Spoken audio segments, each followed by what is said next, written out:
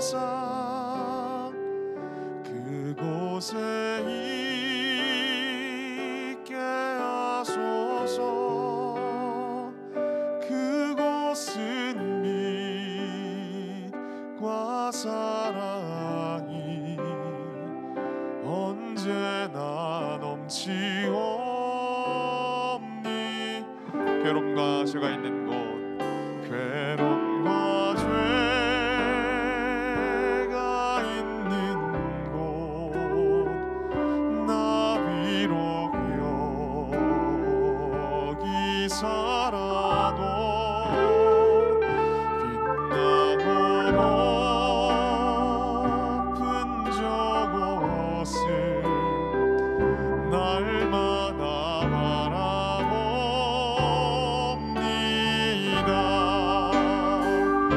내 주여 내 맘 붙드사 그곳에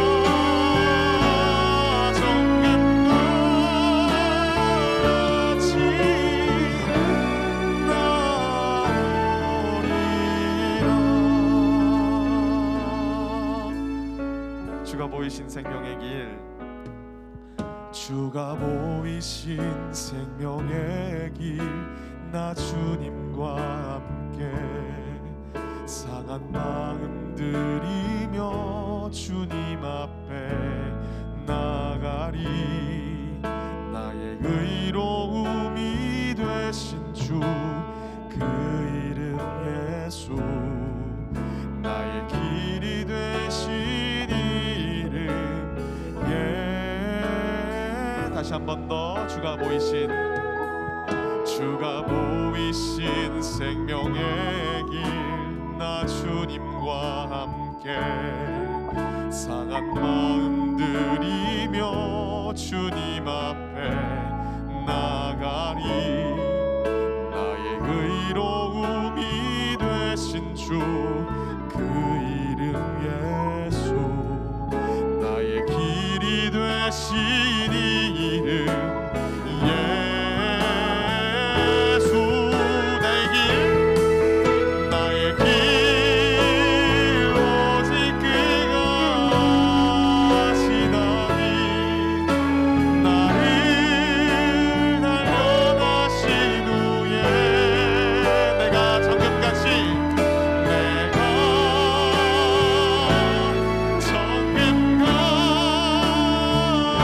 후에 내가 정금같이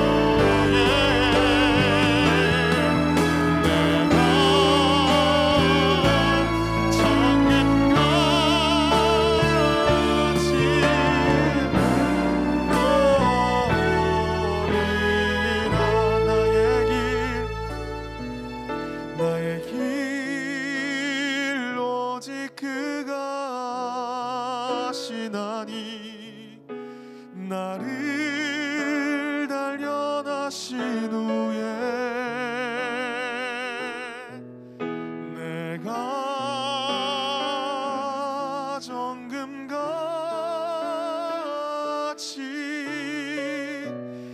나오리라.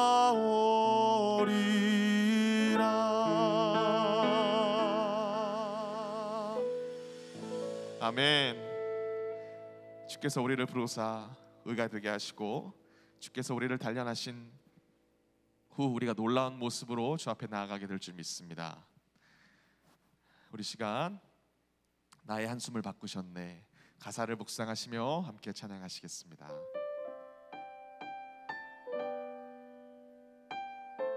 우리 눈을 감고 이 가사를 묵상하시며 함께 찬양하시기 바랍니다.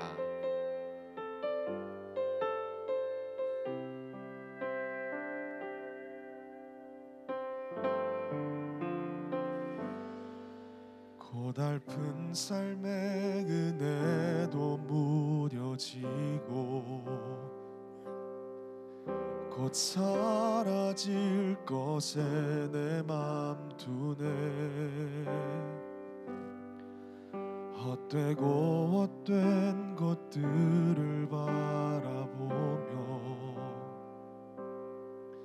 그 은혜를 놓치며 살았네. 주어진 삶을 묵묵히 살아가며 날 붙드신 주 예수를 보내. 사망 가운데 놓여진 나의 삶을 날 건지신 그 이름 예수. 나의 한숨을 바꾸셨네. 주를 향한 노래로 소망의 노래로 나의 눈물을 거두신 주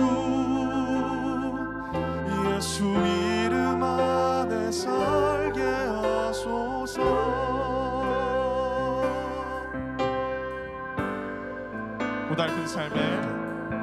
고달픈 삶에 은혜도 무뎌지고 곧 사라질 것에 내 맘 두네. 헛된 것들을 바라보며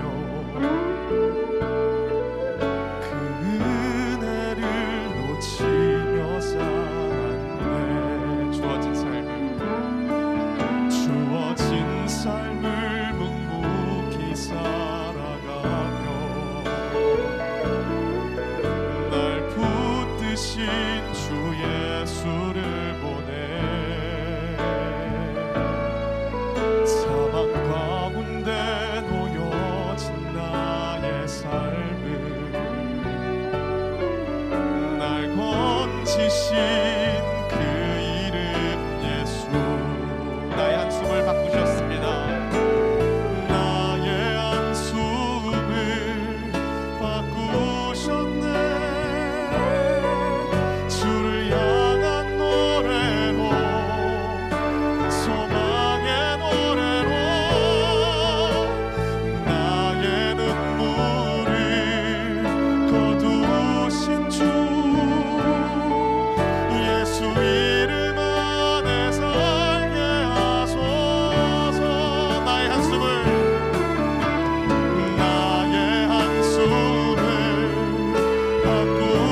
바꾸셨네. 주를 향한 노래로, 소망의 노래로 나의 눈물을 거두신 주 예수 이름 안에 살게 하소. 마지막으로 찬양합니다. 나의 한숨을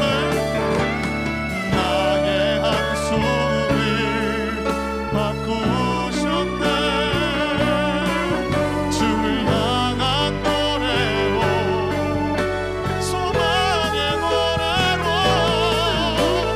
나의 눈물을 거두신 주 예수 이름 안에 살게 하소서. 아멘. 주께서 오늘 우리의 한숨을 소망으로 바꾸실 줄 믿습니다. 우리 시간 다 같이 자리에서 일어나셔서 예배로 나가시겠습니다.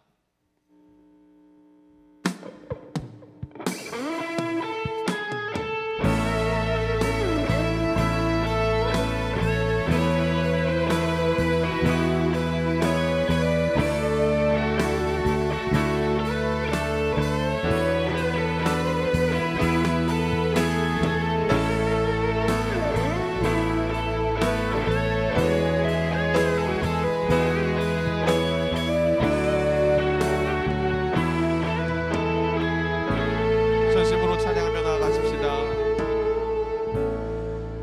하늘의 문을 여소서. 이곳을 주목하소서.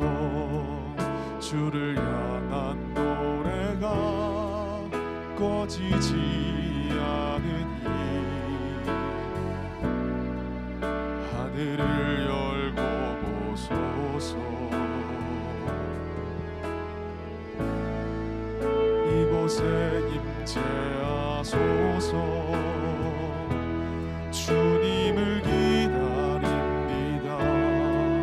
기도의 향기가 하늘에 닿으니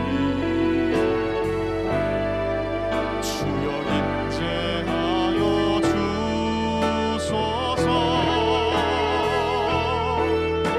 이곳에 오셔서 이곳에 앉으소서.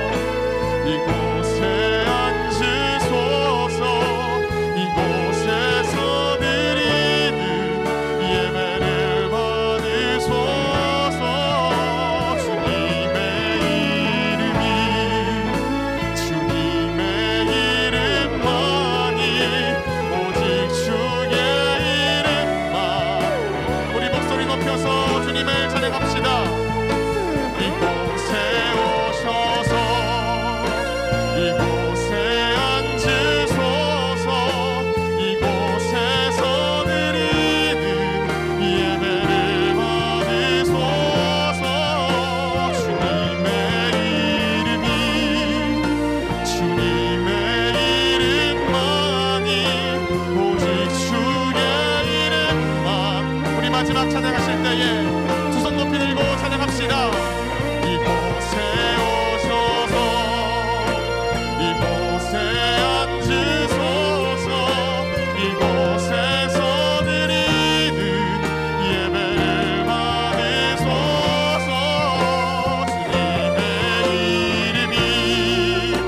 주님의 이름만이 오직 주의 이름만 이곳에 있습니다. 할렐루야.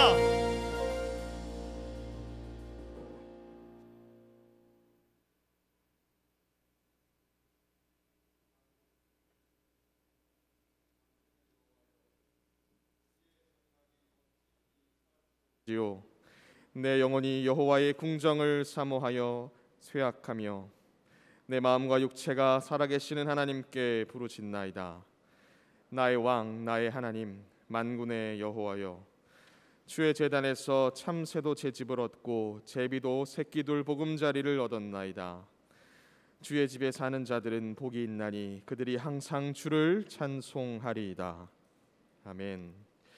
우리의 피할 곳이 되시는 하나님 아버지, 지난 한 주간도 우리의 방패가 되시고 산성이 되시고 요새가 되셔서 우리의 삶을 평안하고 안전하게 인도하심에 감사를 드립니다.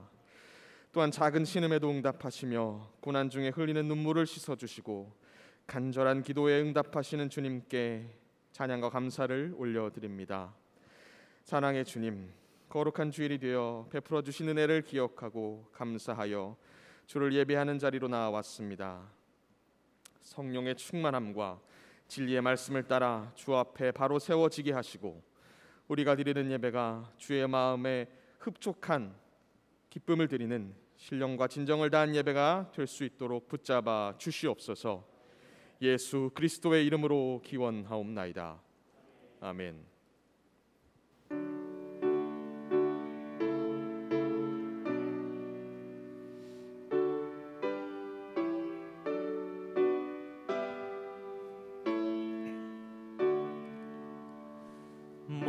목소리 높여서 주 찬송하여라.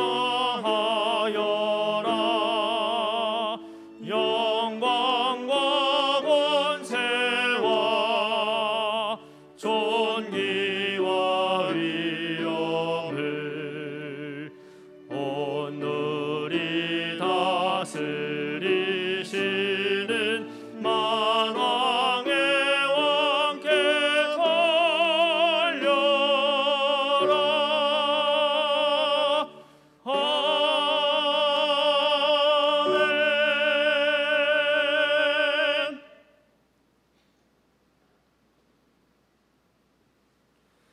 여호와께 감사하라. 그는 선하시며 그의 인자하심이 영원하미로다.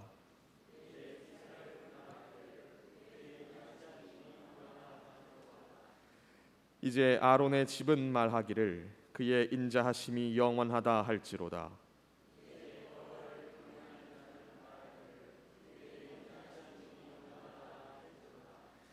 내가 고통 중에 여호와께 부르짖었더니 여호와께서 응답하시고 나를 넓은 곳에 세우셨도다.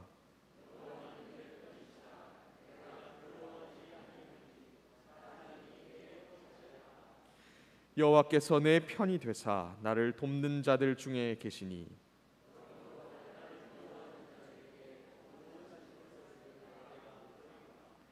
여호와께 피하는 것이 사람을 신뢰하는 것보다 나으며 여호와께 피하는 것이 고관들을 신뢰하는 것보다 낫도다.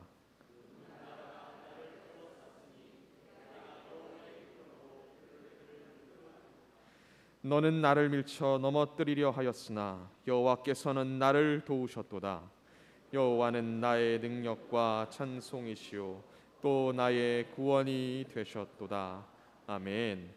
전능하사 천지를 만드신 하나님 아버지를 내가 믿사오며 그 외아들 우리 주 예수 그리스도를 믿사오니 이는 성령으로 잉태하사 동정녀 마리아에게 나시고 본디오 빌라도에게 고난을 받으사 십자가에 못 박혀 죽으시고 장사한 지 사흘 만에 죽은 자 가운데서 다시 살아나시며 하늘에 오르사 전능하신 하나님 우편에 앉아 계시다가 저리로서 산자와 죽은 자를 심판하러 오시리라.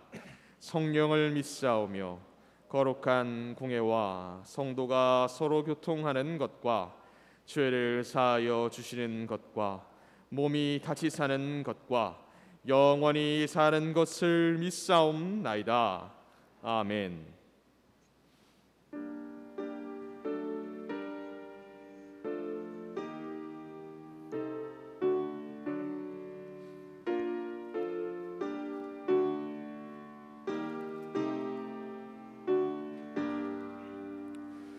너 하나님께 이끌리어 일평생 주만 바라면 너 어려울 때 힘 주시고 언제나 지켜주시리.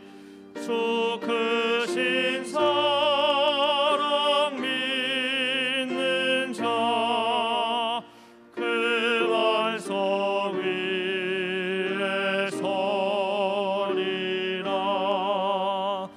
너 설레는 맘 가다듬고 희망 중 기다리면서 그 은혜로 신 주의 뜻과 사랑에 만족하여라. 우리를 불러주신 주 마음에 소원하신다. 주 찬양하고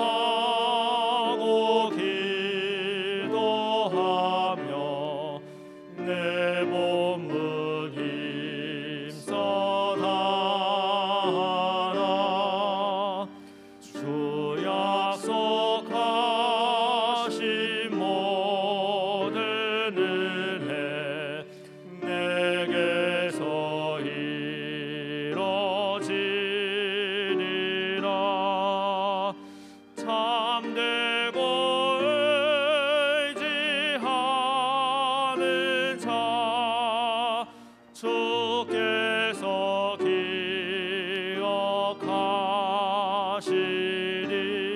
기억하시리.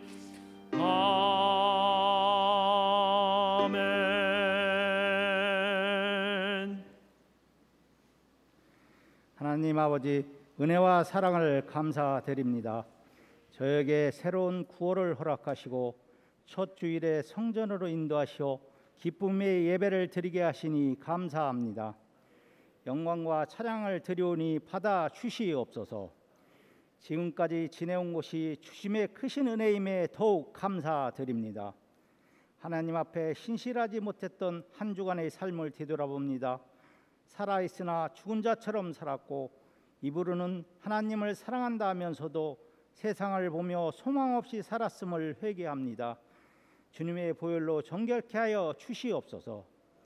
오늘도 말씀을 선포하시는 담임 목사님, 영육간의 강건함을 주시옵고 성령과 능력으로 충만케 하시어 저희를 이끄시는 데 부족함이 없게 하시며 그 말씀 받고 순종으로 행하는 삶을 살게 하시옵소서. 또한 도우시는 목사님과 전도사님께도 평안을 주옵소서. 이번 주는 추석 명절이 있습니다. 코로나로부터 보호해 주시고 화목한 가운데 오가는 길 안전하게 하시며 하나님의 은혜를 온전히 체험하며 사랑이 넘치는 풍성한 한가위가 되게 하시옵소서. 9월은 소망의 달입니다. 계획된 모든 행세에도 함께 하시어 어려움 없게 하시고 도우시는 손길이 넘치게 하시옵소서. 미국 인디안 지역 선교지 방문을 위해 출국하시는 목사님 아무런 장애 없게 하시고 형통함으로 채워주시어 뜻하신 목적을 이루게 하시옵소서. 교회에 아픈 성도들이 많이 있습니다. 고통받는 자 치료되게 하시며 물질에 어려움 있는 자에는 체험을 주시며 마음이 혼란한 성도에게 소망을 부어주사 주님만을 바라보며 살게 하시옵소서. 이 시간에도 복음 전파를 위해 애쓰시는 선교사님 가정에 평안을 허락하시옵고 가든지 보내든지 하는 협력자가 많아지게 인도하시옵소서. 주님 앞에 묵묵히 수고하는 손길들을 기억해 주시고 주의 영광을 찬양하는 찬양자의 찬양을 흠양하여 주시며 그들이 헌신이 하늘의 상급이 되게 하시옵소서. 모든 것 감사드리며 사랑이 많으신 예수님의 이름으로 기도합나이다. 아멘.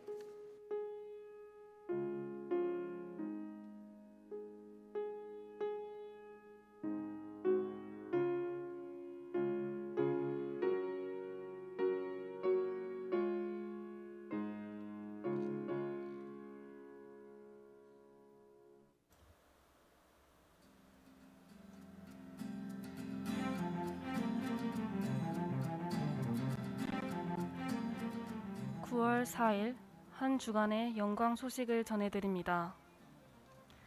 지난주 등록하신 신춘화 성도님을 주님의 이름으로 환영하고 축복합니다. 9월은 소망의 달입니다. 9월 6일 화요일부터 14일 수요일까지 선교지 방문이 있습니다. 9월 9일 금요일부터 12일 월요일까지 추석 연휴입니다. 24일 토요일부터 25일 주일까지 사랑의 나눔 행사가 있습니다. 예배 안내입니다. 모든 예배는 교회에서 들으실 수 있습니다. 유튜브로 예배 드리시는 성도님은 꼭 아멘을 남겨주시길 바랍니다. 주일 예배위원은 주일 오전 8시 20분에 본당에서 진행하는 기도회에 참석하시길 바랍니다. 추석 연휴 9일 금요일 새벽 예배와 금요 기도회, 12일 월요일 새벽 예배는 명절 연휴로 없습니다. 추석 가정 예배 순서지가 3층 로비에 준비되어 있습니다. 전교인 성경 골든벨이 10월 30일 주일에 있습니다.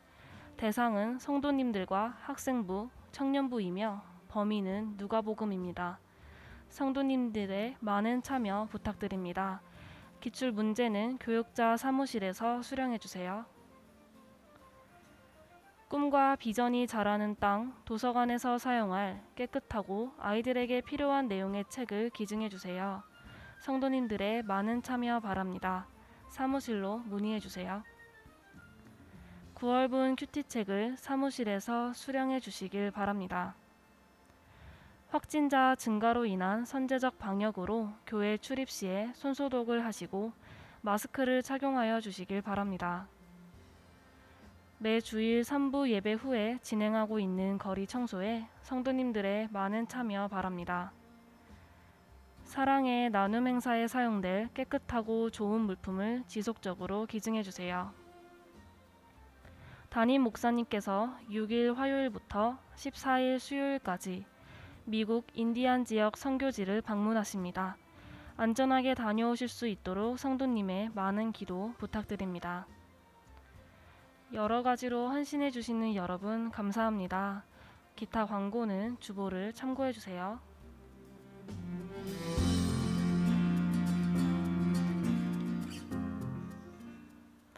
이상으로 한 주간의 영광 소식을 마칩니다. 주님과 동행하는 행복한 한 주 되시길 바랍니다. 감사합니다.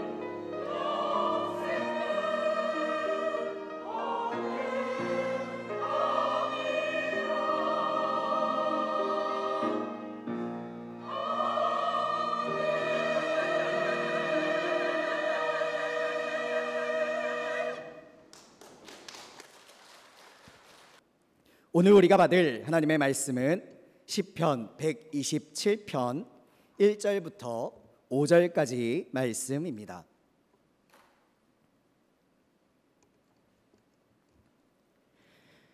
여호와께서 집을 세우지 아니하시면 세우는 자의 수고가 헛되며 여호와께서 성을 지키지 아니하시면 파수꾼의 깨어 있음이 헛되도다. 너희가 일찍이 일어나고 늦게 누우며 수고의 떡을 먹음이 헛되도다. 그러므로 여호와께서 그의 사랑하시는 자에게는 잠을 주시는도다. 보라, 자식들은 여호와의 기업이요 태의 열매는 그의 상급이로다. 젊은 자의 자식은 장사의 수중의 화살 같으니 이것이 그의 화살통에 가득한 자는 복되도다. 그들의 성문에서 그들의 원수와 담판할 때에 수치를 당하지 아니하리로다. 이는 살아계신 하나님의 말씀입니다. 아멘. 이 시간 담임 목사님께서 나오셔서 가정을 세우시는 하나님이라는 제목으로 말씀 선포해 주시겠습니다.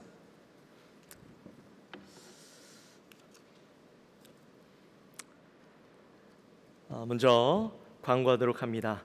어제 사랑빵장 컨퍼런스가 이제 열렸습니다. 사랑빵장 컨퍼런스가 열렸다라는 말은 무슨 말일까요? 이제 사랑빵 모임이 시작된다라는 말이죠.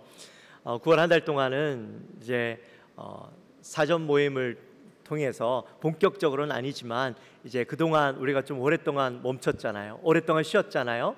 그래서 사랑빵들이 이제 조금씩 모이고 함께 은혜를 나누는 시간들을 좀 가지려고 합니다. 공부는 아니더라도 우리가 사랑빵들이 모여서 나눔할 수 있는 시간들을 가지려고 하는데, 혹시라도 우리 사랑빵장님들께서 보자 하시면 우리 성도님들은 어떻게 해야 될까요? 네, 아멘 하고 순종하면서 시간을 내시고 또 함께 모이시는데 힘을 모으셔야 되겠죠? 네, 그동안 우리가 사랑빵이 멈춰지면서 너무 많은 것들이 멈춰졌어요. 이제는 더 이상 멈출 수 없어요. 이제는 움직여야 할 때입니다. 코로나가 두렵습니까? 아니면 내가 하나님과 멀어지는 게 두렵습니까? 하나님과 멀어지는 게 더 두려운 것이죠. 그러니까 여러분, 담대하게 이제 함께 관계를 나누고 사랑을 나누는 곳으로 함께 모이게 되시기를 주님의 이름으로 축원합니다. 그리고 이제 광고에도 나왔지만 이제 이번 주부터 제가 선교지 방문을 하게 됩니다. 선교지 방문 기간은 이번 주부터 시작해서 다음 주 수요일까지고, 그 이후부터는 이제 또 연에서 휴가를 함께 또 가게 됩니다. 그래서 9월 한 달 동안 오늘 뵈면 아마 한 달 동안은 좀 뵙기가 어려울 겁니다. 그렇지만 제가 갔다 올 때까지 잘 다녀올 수 있도록, 또 교회가 아무런 사고 없이 어려움 없이 잘 있을 수 있도록 기도해 주시고, 특별히 또 제가 가려고 하니까 거대한 태풍이 몰려온대요. 제 마음이 약간 불안하긴 해요. 물론 하나님이 지켜주시고 우리 성도님들이 교회를 또 잘 지켜주실 거라 믿지만, 한편으로는 그 생각도 들더라고요. 내가 없으면 더 많이들 걱정되시고 염려가 되셔서 아마 교회에 무슨 일이 있다 하면 바로 달려오지 않으실까라는 생각이 있어서 한편으로는 또 마음이 놓여요. 그래서 일단은 한 달 동안 여러분 기도해 주시고 무사히 잘 다녀올 수 있도록 우리 6 식구가 함께 갑니다. 다들 벌써부터 걱정이셔요. 갈 수나 있나, 애나 좀 놓고 가지, 그러시는 분들이 많은데, 네, 하여튼 잘 다녀올 수 있도록, 아무런 사고 없이 잘 다녀올 수 있도록 기도 부탁드립니다. 자, 이번에 선교지 가는 것은요, 우리 파송 선교사님, 이남종 선교사님께서 계시는 인디안 나바호라고 하는 인디안들이 있습니다. 미국에서 가장 오래된 인디안 부족이고, 미국에서 이 국가로 인정해준 그런 곳입니다. 제가 다녀와서 또 설명을 드리겠지만, 그곳을 섬기시는 선교사님이 저희 교회 파송 선교사님이십니다. 제가 담임이 되고 우리 파송 선교사님이 되고 난 뒤에 한 번도 갔다 오지 못했는데, 이제 처음으로 제가 방문을 합니다. 그곳에서 우리가 어떻게 도울지, 또 어떻게 하면 좋을지 방문하고 우리가 함께 고민하고, 또 이번에 가면 제가 미국에 있는 여러 목사님들을 만나고 또 교회를 방문하고 그곳에서 같이 좀 선교를 협력하자고 부탁드리러 갑니다. 그래서 좋은 또 결실들이 있을 수 있도록 그렇게 기도해 주시고, 또 특별히 지금은 한 2곳에서 설교를 하게 됩니다. 여러분 가서 또 말씀을 전할 때 그곳에서도 은혜가 있을 수 있도록 꼭 기도해 주십시오. 우리 옆에 분들과 한번 인사할까요? 가정을 세우시는 하나님, 우리 그 하나님을 바라봅시다. 한번 인사합시다.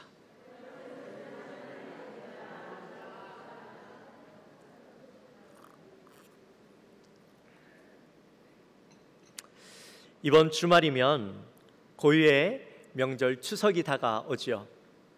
원래 명절이 되면 제가 어떤 설교를 할까 고민하면서 하나님 앞에 기도합니다. 그러면 보통 2가지로 나뉩니다. 하나는 이제 가족들이 모이면 어떻게 복음을 전할 것인가 하는 내용과, 또 다른 하나는 그리스도인으로서 이 명절을 어떻게 보낼 것인가, 어떻게 이 명절을 맞이할 것인가, 이 2가지 내용을 가지고 이제 말씀을 전하게 되어지는데, 이제 그 2가지를 놓고 기도하다가 하나님께서 주시는 마음을 가지고 이제 말씀을 전하게 되어집니다. 근데 이번 명절에는 어떤 말씀을 전할까 이제 기도하는 가운데 제 마음 가운데 그런 마음이 들더라고요. 그동안 해왔던 이 명절에 대한 설교가 이젠 좀 바뀌어야 되지 않나? 이 설교를 하는 것이 이제 맞을까라는 생각이 들었습니다. 무슨 말이냐면, 지난 3년 동안 코로나가 와서 우리의 많은 부분들을 바꿔놓았죠. 우리의 일상생활도 바꿔놓았지만 명절 분위기 또한 바꿔놓았습니다. 신문에 보니까요, 이런 기사가 있더라고요. 한번 띄워주시겠어요? 네.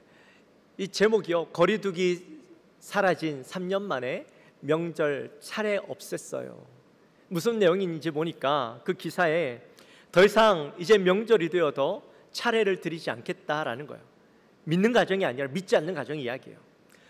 한 어머니가 인터뷰를 하는데, 내가 수십 년 동안 결혼해서 이 가정을 위해서 내가 제사를 드렸지만 이젠 제사 안 드리겠다라는 거예요. 올해부터는 제사 안 드리고 이 제사 드리는 것 우리 자녀들에게 물려주고 싶지 않다라는 겁니다. 그래서 지금 내가 올해부터 이 제사를 끊어버리고 그동안 명절이 되면 2박 3일 동안 가족들과 함께 여행 갈 거다, 그렇게 인터뷰를 한 걸 봤어요. 뿐만 아니라 그 어머니가 자녀들도 이 명절 기간 동안 얽매이는 것이 아니라 좀 나름의 시간들을 가지고 자유롭게 그렇게 시간들을 보내면, 유익한 시간을 보내면 더 좋겠다라고 이야기하는 것을 인터뷰에다가 낸 거예요. 기사에다 낸 거예요. 저는 사실 이 기사를 보는데 충격이었어요. 왜 충격이었냐? 믿지 않는 사람들에게 제사는 복 받는 기준이죠. 우리 조상들에게 제사를 드리면 그 조상들이 우리에게 복을 준다라는 믿음으로 제사를 드린 거 아니에요? 차례를 지낸 거 아니었어요? 근데 그 복을 이제는 내가 조상들로부터 받지 않겠다, 이렇게 보여지는 거죠. 그래서 그런 시간들을 이제 없애겠다라는 거예요. 지난 3년 동안 코로나가 생기면서 3명 모이게 하고 6명 모이게 하니까 모일 수 없는 그 환경들이 이제는 너무나 당연하게 받아들이고, 또 그것을 더 이상 우리가 과거에 했던 것처럼 살아가지 않겠다, 이렇게 이야기하는 겁니다. 근데 우리 입장에서야 제사 안 드린다니까 좋죠. 근데 한편으로 생각해 보면 제사를 안 드리는 것 그거야 괜찮지만, 그렇다고 해서 가족들끼리 모이는 이 명절의 풍경까지 바꾸는 게 정말 좋은 것일까라는 생각이 들었습니다. 1년에 2번 추석이 되고 설날이 되면 가족들이 모여요.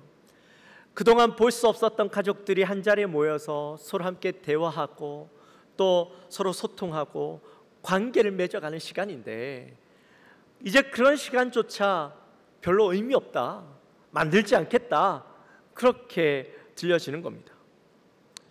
아무리 그래도 가족들이 모이는 시간, 이거 중요한 건 아닐까? 뭔가 우리가 중요한 것들까지도 바꿔가고 잃어가고 있는 건 아닐까라는 생각이 들었어요. 그래서 우리가 이번 명절 추석을 앞두고 그냥 그동안 이 명절 어떻게 보낼 것인가, 어떻게 복음을 전할 것인가, 이런 고민들도 중요하겠지만, 우리 좀 가정이라는 것에 대해서 다시 한번 좀 깊이 생각해보고, 말씀에서 이야기하고 있는 가정, 대해서 우리 함께 고민하는 시간, 말씀을 통해 깨닫는 시간이 되었으면 좋겠습니다. 먼저 오늘 본문에 보시면 표제에 이렇게 적혀 있습니다. 솔로몬의 시, 곧 성전에 올라가는 노래. 이 성전에 올라가는 노래는 이제 유대인들도 명절이 있죠. 그 명절을 맞아서 예루살렘을 향해서 올라가는데 짧게는 며칠, 길게는 몇 달 동안 이 성전을 향해서 가게 됩니다. 그 먼 길을 가면서 그냥 걷는 것이 아니라 이 시편에 있는 말씀들을 암송하면서 또 그 말씀을 읽어가면서 성전을 향해 나아갑니다. 그러면 성전을 향해 나아가면서 말씀을 통해서, 이 시편의 말씀을 통해서 그의 마음 가운데 자신을 되돌아보고 또 이제 성전에 가서 내가 예배드리게 될 그것들을 기대하면서 올라가게 되어지는 것이죠. 특별히 시편 127편의 말씀은 솔로몬의 시다, 그렇게 소개하고 있습니다. 우리 성경에는 그냥 솔로몬의 시라고 이야기하고 있지만 원어로 보면 이 리솔로몬이라고 되어 있어요. 그래서 이게 무슨 말이냐면 그냥 우리말로 적혀 있는 솔로몬의 시라고 이야기할 수도 있지만 솔로몬을 위한 시, 이렇게도 해석이 가능한 거예요. 그래서 신학자들 사이에서는 이게 논란이 있어요. 이 시가 도대체 누가 지은 시냐? 정말 솔로몬이 지은 시냐? 아니면 다른 누군가가 지은 시냐? 솔로몬을 위해서 지은 시냐? 논란이 있죠. 만약에 이 솔로몬을 위한 시라면 누가 지었겠어요? 그의 아버지인 다윗이 이 아들 솔로몬을 위해서 지은 시다라고 볼 수가 있겠죠. 그래서 신학자들이 이것은 솔로몬이 지은 시다, 아니다, 이건 다윗이 지은 시다, 이게 아직도 그렇게 논란이 되고 있어요. 아마 주님 오실 때까지 이 논란은 계속되어질 거예요. 네, 왜 이것을 이야기하냐면 바로 이 시를 지은 배경 때문이죠. 이 시를 지은 그 삶을 통해서, 지은이의 삶을 통해서 이 말씀이 어떤 배경을 담고 어떤 이야기를 전하고자 하는가 하는 것을 우리가 더 잘 알 수 있기 때문입니다. 지은이의 그 인생을 통하여서 경험했던 것들을 가지고 시인은 사람들에게 지혜를 주고 깨달음을 주고자 했던 것이죠. 자, 그렇다면 이 시편 127편을 통해서 지은이는 어떤 지혜를 주고자 했는가, 어떤 깨달음을 주고자 했는가, 우리 한번 말씀을 통해서 나눠보겠습니다. 1절에 보시면 집이라는 단어와 성이라는 두 단어가 나옵니다. 다윗이든 솔로몬이든 둘 다 이 건축에 대해서만큼은 일가견이 있죠. 다윗은 엄청나고 화려한 다윗성을 지었습니다. 그리고 솔로몬은 그보다 더 화려하고 멋있는 하나님의 성전을 지었던 사람입니다. 어느 것 하나 쉬운 건축은 없었겠죠. 이스라엘 역사에 있어서 가장 화려하고 멋있는 건축물을 건축했는데 하나님이 주신 지혜로 이 건축을 했어요.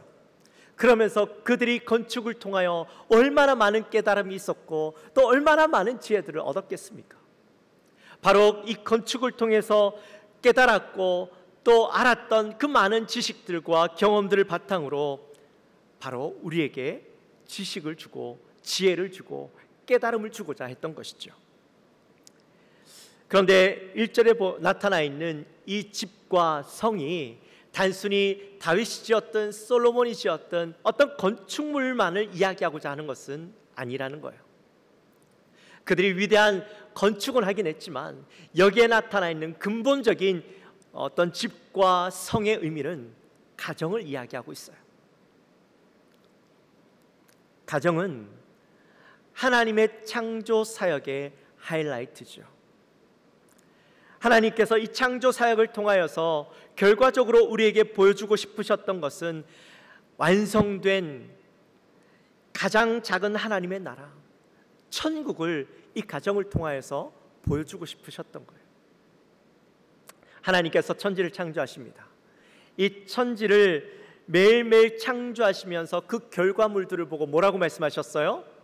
보시기에 좋았더라, 그렇게 말씀하시잖아요. 근데 마지막 날 이제 인간을 창조하시고 하나님께서 뭐라고 말씀하십니까? 보시기에 심히 좋았더라, 매우 좋았더라, 그렇게 말씀을 하십니다. 그리고 하나님께서 천지를 창조하신 목적이 바로 하나님께서 우리에게 하나님의 그 기쁨을 맛보게 하시려고 창조하신 것이다. 제가 여러 번 설교를 통해서 말씀을 드렸죠. 하나님께서 그 천국을, 하나님의 기쁨을 경험하기 위해서 아담이 혼자 자고 있을 때에 잠들게 하시고 그의 갈빗대를 떼내어서 하와를 만드시죠.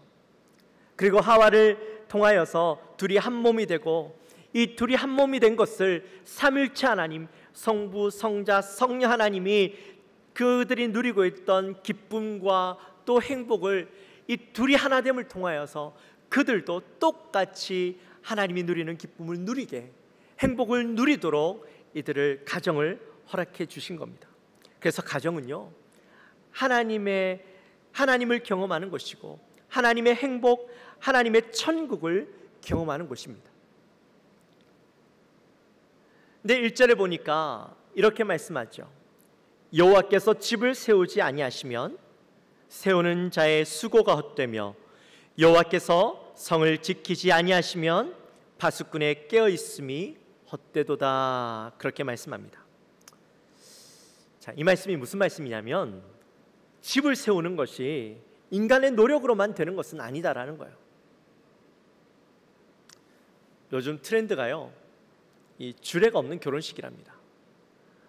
저희 교회에서도 그렇게 하는 분들도 있었고, 믿는 자들도요, 이 젊은 사람들이 주례 없이 그냥 자기들끼리 결혼한대요. 거추장스러운 거 다 빼버리고 간단하게 서로 사랑을 확인하고 이 하객들 앞에서, 온 손님들 앞에서, 가족들 앞에서 자기가 서로 사랑한다라는 것을 고백하고 잘 살겠습니다, 그렇게 이야기하고 끝나버리는 거죠. 근데 아무리 이게 트렌드다, 유행이라고 하지만 사실 결혼이라는 게 그냥 둘이 좋다고 결혼하면 끝인가요? 결혼이라는 것은 하나님께서 짝지어 주신 두 사람이 만나서 하나 되는 것, 이게 바로 결혼이죠. 단순히 감정으로 결혼하는 게 아닙니다. 그래서 결혼은 하나님 앞에서 해야 됩니다.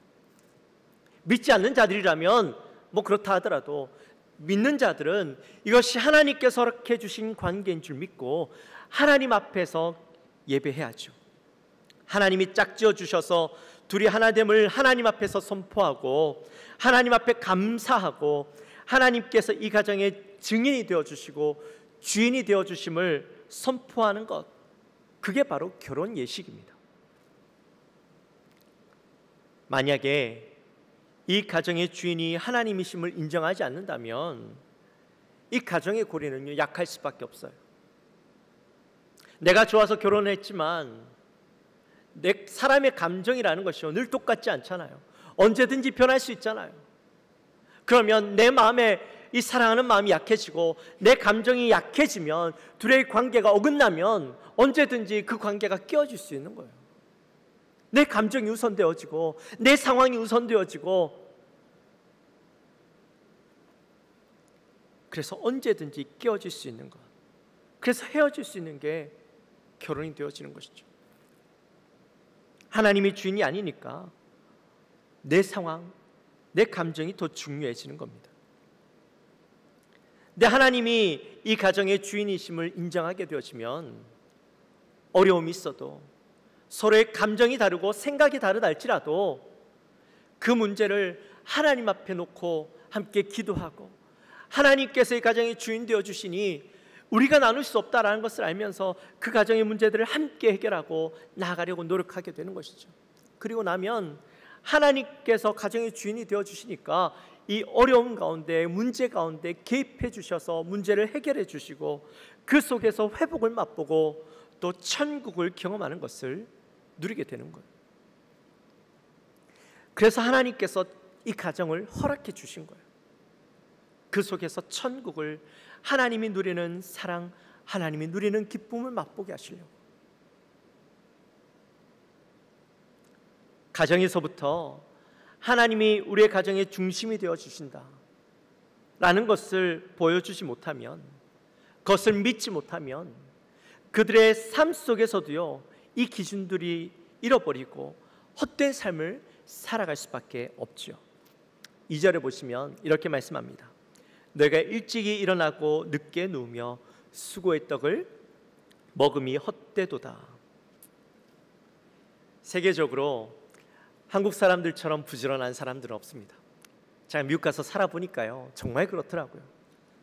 이민 1세대들이 얼마나 열심히 살아왔는지 새벽부터 밤늦게까지 일하시는 거예요. 처음엔 미국 가서 할 수 있는 게 뭐가 있습니까? 기술이 뭐가 있습니까?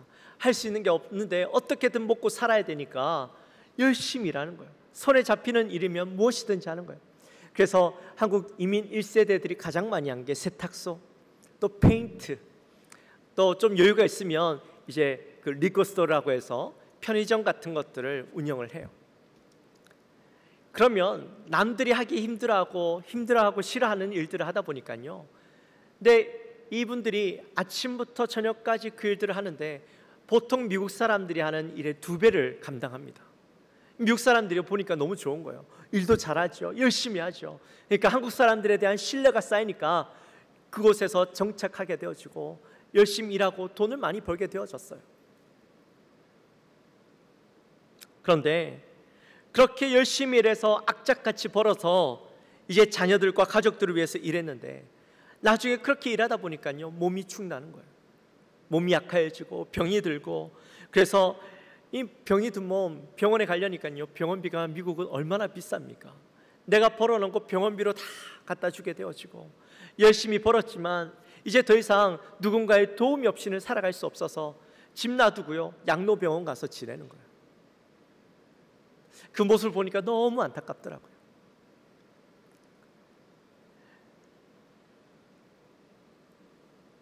더욱이 열심히 살아서 돈은 모았을지 모르지만 내가 열심히 돈 번다고 가정에 소홀하고 또 자녀들과의 관계가 무너지면서 도대체 내가 무엇을 위해서 내가 이렇게 열심히 살았는가 후회하는 모습들을 제가 많이 봤어요. 그 모습을 보면서 참 마음이 아팠습니다. 그분들이 하나님을 안 믿었을까요? 믿었어요. 그런데 하나님은 믿었지만 하나님 중심이 아닌 자기의 삶을 위해서, 가정을 위해서, 물질을 위해서 그 살았던 삶이 결국에는 다 지나고 나니까 허무하다라고 느낀다라는 거예요. 성경에 보니까 오늘 본문에 헛되다라는 표현이 여러 번 나오는데, 이 헛되다라는 말이 무슨 의미냐면 텅 빈, 손에 걸려지는 게 하나도 없는 이런 의미예요. 열심히 성공을 위해서 달려왔던 그 인생이 자기가 성공이라고 생각했던 것들을 얻었음에도 불구하고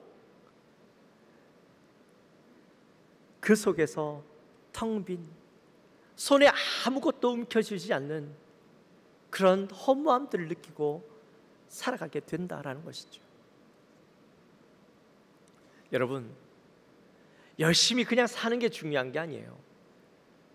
내가 열심히 어떤 것을 얻기 위해서 그냥 달려가는 게 중요한 게 아니에요. 많은 것을 얻어서 누리는 게 중요한 게 아니라고요. 그 속에 누구를 모시고 살아가느냐, 그 중심에 누가 있느냐, 이게 중요한 거예요. 여러분, 오늘 본문에 1절과 2절 속에 수많은 단어들이 있는데 그 단어들 속에서 가장 중요한 단어가 뭘까요? 가장 핵심되는 단어가 뭘까요? 그냥 말씀을 읽으면 우리의 눈에 무슨 단어가 띄어요? 헛되다라는 말이 눈에 띄죠. 또 3번이나 반복해서 나와요. 그러니까 이 헛되다라는 말이 이 말씀을 들으면서, 이 말씀을 읽으면서 우리의 가슴에 남게 되어지죠. 또 헛되다라는 말이 얼마나 임팩트가 있습니까? 그런데 이 말씀을 좀 더 찬찬히 살펴보면 이 1절과 2절 속에 나타나 있는 그 많은 단어들 속에서 진짜 핵심은 다른 데 있는 거예요. 어디 있냐면 여호와께서라는 단어 안에 있어요. 여호와께서 인생을 주장해 주시고 이 가정의 중심이 되어주시고 우리의 모든 생사화복을 주장하시는 분이심을 인정하는 것이 우리의 인생이 헛되냐 헛되지 않느냐를 결정짓는다, 그렇게 말씀하고 있거든요. 우리 인생의 가치는 하나님을 의지하고 하나님 앞에 영광 올려드리는 것에 있음을 기억해야 된다라는 겁니다. 그러한 기준을 어디에서부터 확립해 가야 되냐면 바로 우리의 가정에서부터 그 기준들을 세워가야 되는 것이에요. 3절에 보면 이렇게 말씀합니다. 보라, 자식들은 여호와의 기업이요 대열매는 그의 상급이로다.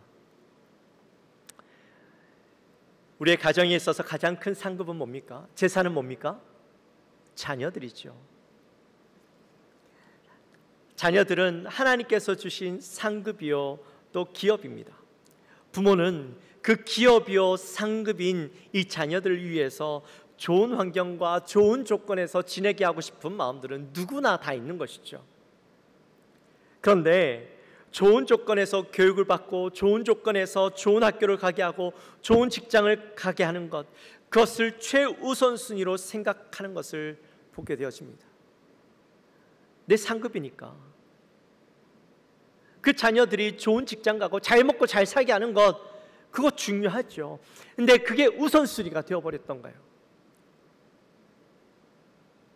정작 신앙교육은 소홀히 여깁니다. 신앙이야 나중에 얼마든지 또 살아가면 되지, 열심히 하면 되지, 하나님께서 그들에게 믿음을 주실 거야, 우리가 이렇게 열심히 신앙생활 하는데 그 자녀들에게도 믿음 주실 거야 라는 막연한 기대를 가지고 자녀들에게 일단 열심히 공부하고 이 땅에서 성공하는 것, 그것을 가장 우선시하며 자녀들에게 그것 서포트하고 밀어주고 살아가는 인생.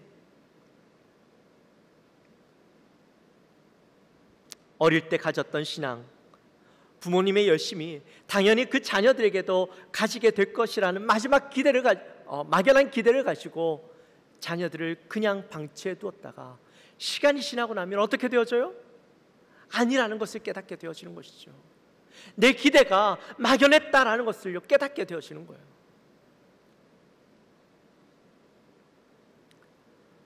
부모의 신앙과 아이의 신앙은요 별개입니다. 결코 같을 수가 없습니다. 부모가 아무리 열심히 신앙생활을 했다 할지라도 그 아이가 그 신앙을 그대로 가지고 살아가게 될 것이라는 것은 막연한 희망일 뿐이에요. 그래서 어릴 때부터 그 자녀들에게 바른 신앙 교육, 바른 신앙 사상을 가르쳐야 되는 겁니다. 4절에 보면 이렇게 말씀합니다.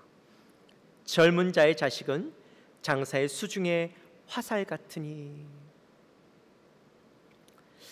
자녀들을 화살이라고 부르는 것은요, 이 유대인들만 가지고 있는 독특한 개념이에요. 화살은 힘, 행복, 자랑, 이런 의미들이 그 안에 들어 있습니다. 그래서 화살통에 화살이 가득 있으면 이 장사들이란 군인들이 이야기하죠. 활을 쏘는 사람들, 이 장사들은 이 화살통에 화살이 가득하면 그 마음이 어떨까요? 든든하죠. 언제든지 쏠 화살들이 준비되어 있으니까 아무리 많은 적군들이 몰려온다 할지라도 그 마음에 두려움이 없어요. 내가 쏘면 되니까, 얼마든지 쏘면 되니까. 마찬가지로 부모에게 자녀들도 그런 힘과 자랑거리와 든든함이 되어진다라는 것이죠. 그런데 이 화살이 한번 그 장사의 손에 들려져서 활을 당겨서 쏘게 되어지면 어떻게 될까요? 화살통에 있을 땐 든든하지만 이 화살이 이 장수의 손을 벗어나게 되어지면 그 다음부터는 이 아무리 장수라 할지라도 화살에 한 번 쏜 방향을 바꿀 수는 없어요. 마찬가지죠. 자녀들도 내 품 안에 있을 때, 내 통 안에 들어있을 때는 언제든지 든든한 자들이 되어지지만 이들을 내가 화살통에서 빼서 그들의 인생이라는 화살의 시위를 당기고 나면 그 다음부터는 내가 이 자녀들의 인생을 바꿔줄 수가 없어요. 우리가 화살보다 더 빨리 달려가서 그 화살의 방향을 바꿀 수 있는 게 아니잖아요. 우리의 손을 벗어나면, 한번 우리가 시위를 당겨서 그 인생을 쏘아주고 나면 그 인생을 바꿔줄 수 없어요. 그래서 중요한 게 뭐냐면, 그 자녀들의 인생이 바른 방향을 나아갈 수 있도록 처음부터 정확한 방향, 관역을 향해서 방향을 잡아주고 길을 잡아줘야 되는 거예요. 성공이라는 방향을 향해서 이 아이의 인생의 방향을 잡아줄 것인지, 아니면 하나님이라는 인생을 향해서 이 아이들의 인생이 나갈 수 있도록 그 방향을 잡아줄 것인가, 그것은 누구의 손이 있다? 부모의 손에 있다라는 거예요.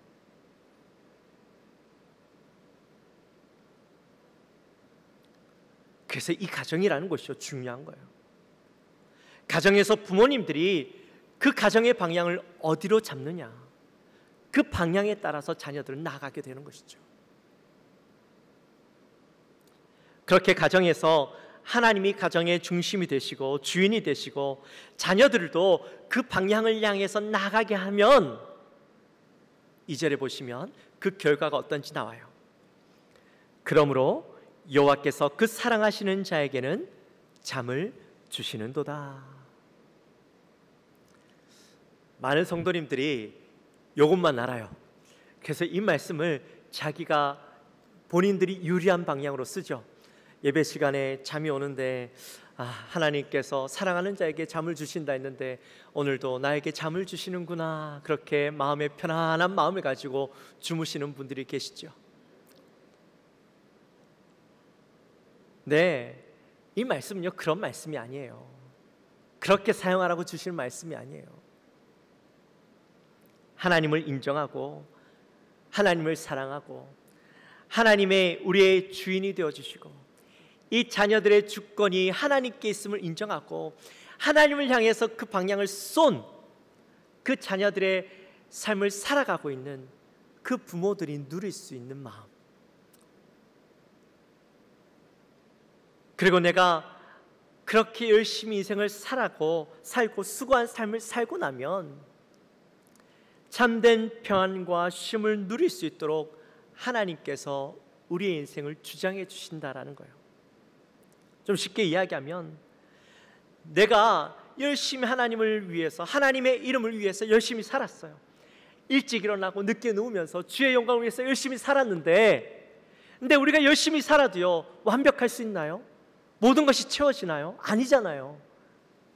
그런데 내가 열심히 무언가에서 얻으려고 했던 인생은 내가 끝까지 이뤄내야만 얻을 수 있는 것이지만, 하나님 앞에 우리의 인생을 내어 맡겨드리고 우리의 가정의 주인 되심을 인정해 드리는 가정은 내가 좀 부족하더라도 그 인생을 누가 책임져 주신다? 하나님이 책임져 주신다라는 거예요. 우리 가정에 부족한 것 하나님이 채워주시고 하나님께서 주장해 주신다라는 거예요. 그래서 하나님께서 내가 나를 위해서 열심히 살았으니까 이제 편안히 쉬어, 내가 부족한 것 내가 책임져 줄게. 그 말씀이 바로 이 말씀의 의미라는 것이죠. 설교 시간에 졸아도 돼, 그 말씀이 아니라는 거예요. 내 부족함 하나님이 채워주시겠다라고 말씀해 주시니 우리는 열심히 수고하고 밤에는 그냥 편안하게 자면 되는 거예요. 근심 걱정하지 않고 하나님께서 내 삶을 책임져 주시니, 내 삶의 주인 되어 주시니 내가 그곳에서 평안한 쉼을 누릴 수 있다라는 것이죠. 이제 말씀을 마칩니다. 사랑하는 성도 여러분, 우리 영광교회도요 오늘 이 시인의 고백하는 그런 가정이 되어지기를 주님의 이름으로 축원합니다.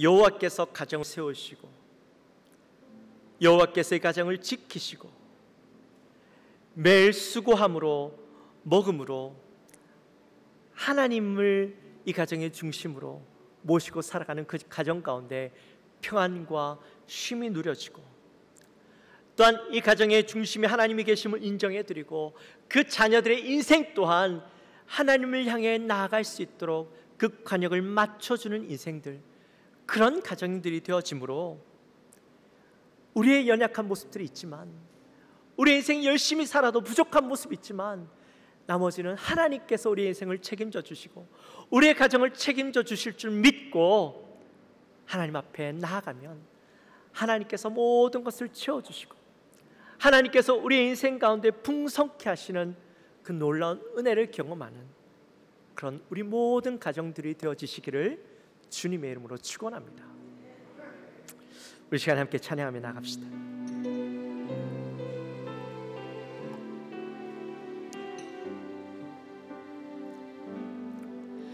내가 주인 삼은 모든 것 내려놓고 내 주 되신 주 앞에 나가 내가 사랑했던 모든 것 내려놓고 주님만 사랑해. 우리 다시 한번 고백합시다. 내가 주인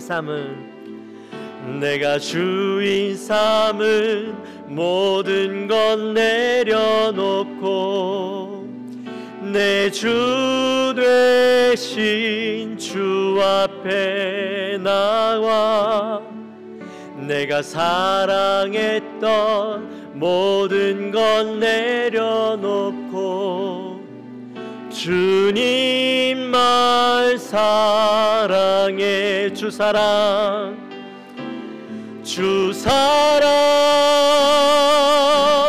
거친 풍랑에도 깊은 바다처럼 나를 잠잠케 해. 주 사랑 내 영혼의 반석 그 사랑 위에 서리. 우리 다시 한번 고백합시다. 내가 주인 삼은 모든 것 내려놓고 내 주 되신 주 앞에 나가 내가 사랑했던 모든 것 내려놓고 주님만 사랑해. 주 사랑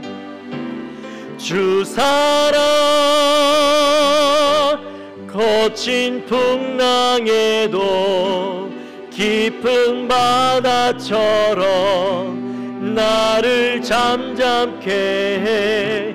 주 사랑 내 영혼의 반석 그 사랑 위에 서리. 주 사랑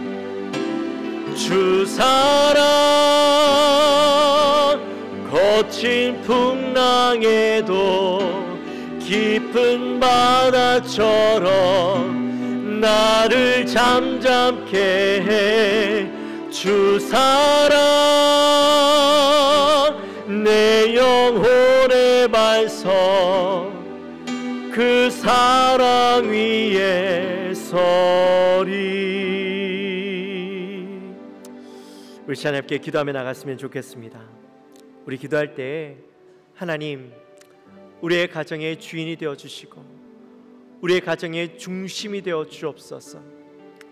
우리가 하나님을 믿지만 이 가정의 중심이 성공이 되어지고 안락함이 되어지고 평안이 되어지는 것이 아니라 바로 하나님이 이 가정의 중심이 되어 주셔서 우리가 그 어떤 상황 가운데서도 온전히 하나님을 향해 나아가고 하나님을 위해서 온전히 살아드리는 인생 되어지고 우리의 연약함, 우리의 부족함이 있다 할지라도 하나님께서 채우시고 우리에게 평안함을 주시는 그 은혜를 경험하는 이 가정 되게 하여 주옵소서. 우리 마음을 가지고 우리 간절히 기도하며 나갑니다. 하나님 아버지 감사합니다.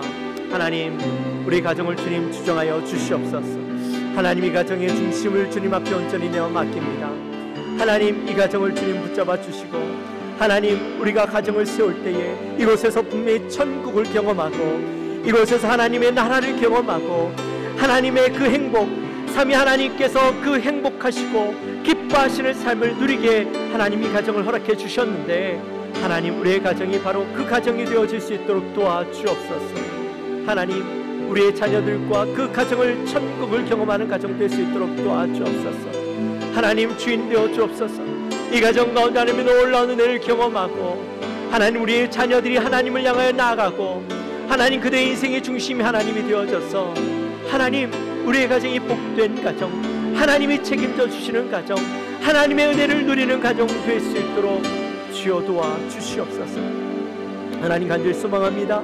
하나님 우리를 붙잡아 주시고 하나님 더 이상 의미 없는 가정, 하나님 각자가 살아가는 가정, 각자의 안위를 행복 하나님 우선순위로 두는 가정이 아니라 바로 그 천국을 우리가 함께 누리며 또 함께 모여서 그 천국을 다시 한번 경험하기 원하는 하나님 그런 복된 가정의 모습들이 우리 가정 가운데 일어날 수 있도록 주여 도와주시옵소서. 하나님 아버지 감사합니다. 저희들을 사랑하시고 오늘도 하나님의 귀한 말씀을 함께 나누게 하시니 감사합니다. 하나님 오늘 말씀을 통해서 하나님께서 우리에게 어떠한 가정을 주셨고 또한 그것에서 무엇을 누려야 하며 또한 우리는 어떤 가정을 향해서 나가야 하는가 함께 말씀을 나누었습니다. 우리의 가정의 주인은 하나님이십니다. 이 가정의 중심은 하나님이십니다. 또한 우리가 이 가정 가운데 우리의 자녀들을 통하여 또한 그러한 하나님 중심된 삶을 살아가도록 우리가 훈련하고 양육해야 되는 가정임을 우리가 말씀을 통해 깨닫습니다. 하나님 우리의 가정 그렇게 살아드릴 수 있도록 주님 붙잡아 주시고 특별히 우리 안에 연약함이 있습니다. 부족함이 있습니다. 하나님 그럼에도 불구하고 이 가정의 중심이 주인이 하나님 되심을 우리가 온전히 인정하며 나갈 때에 우리의 부족함 하나님 채워주신다 하셨사오니 하나님 우리의 인생 가운데 늘 불안함이 아니라 하나님 앞에서 온전히 평안함을 누리고 참된 복을 누리며 또다시 하나님 안에서 누리는 그 기쁨을 사모하며 모이고 그 가정을 사모하며 나아가는 우리 모든 가정들 될 수 있도록 주여 주장하여 주옵소서. 감사합니다. 예수님의 이름으로 기도하옵나이다. 아멘. 우리 시간 다 같이 일어나셔서 준비하신 예물 하나님 앞에 올려드립니다.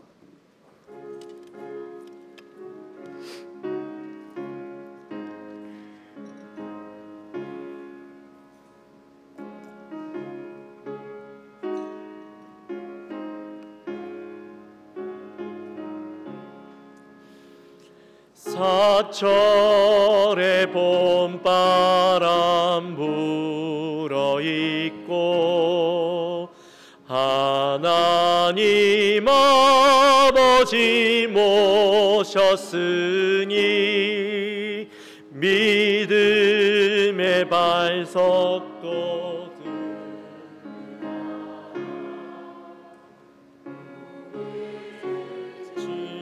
즐거운 동산이라 고마워라 임마누엘 예수만 섬기는 우리 집 고마워라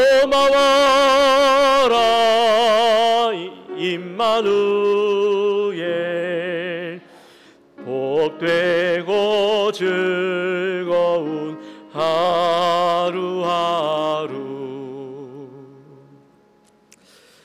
하나님 감사합니다. 저희들을 사랑하시고 하나님의 은혜 가운데 지난 한 주간을 잘 지내게 하시고 오늘 거룩한 주일 주님 앞에 나와 예배하고 말씀 듣게 하시고 또 이 시간에 정성껏 준비한 예물을 하나님 앞에 올려드리게 하시니 감사합니다. 하나님 예물을 흠양하여 주시고 하나님 저들의 기도의 소원과 또 10분의 1을 구분하여 올려드리는 귀한 예물들을 주님 붙잡아 주셔서 하나님 우리 사랑하는 모든 성도님들 바치는 손길이 더욱더 풍성하게 하여 주시고 그들의 삶이 비지 아니하고 어렵지 아니하도록 저들을 주장하여 주옵소서. 예물을 통하여 하나님 나라가 더욱더 확장되어지고 하나님의 영광이 나타나는 귀한 예물 되게 하여 주옵소서. 감사합니다. 예수님의 이름으로 기도하옵나이다. 아멘. 지금은 우리 주 예수 그리스도의 은혜와 하나님 아버지의 지극하신 사랑과 성령 하나님의 감동 감화 교통하심이 오늘 이 자리에 나와 우리의 가정이 하나님 중심된 가정을 이루고 하나님이 주시는 복을 누리며 살아갈 것을 다짐하는 우리 사랑하는 모든 성도님들의 머리 위에, 그 가정 위에 지금으로부터 영원토록 함께 있을지어다. 아멘.